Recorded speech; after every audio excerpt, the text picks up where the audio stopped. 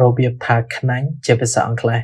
នៅពេលដែលយើងឃើញអ្វីមួយឬនរណាម្នាក់ដែលយើងមានអារម្មណ៍ថាគ្រឺចង់ខំលេងចង់ក្តិចលេងឬចង់ច្របាច់លេងរបស់នោះឬមនុស្សនោះជាពិសេសគឺតុក្កតាកូនសត្វឬទារកក្នុងភាសាអង់គ្លេសយើងហៅសកម្មភាពនេះថា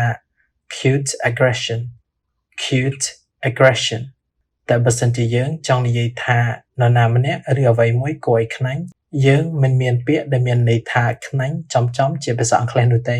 តែយើងអាចប្រើឃ្លាជំនួសវិញឧទាហរណ៍នៅពេលដែលយើងឃើញទារកដែលគួរឲ្យខ្នាញ់យើងអាចនិយាយថា He's too cute. I want to pinch his cheeks.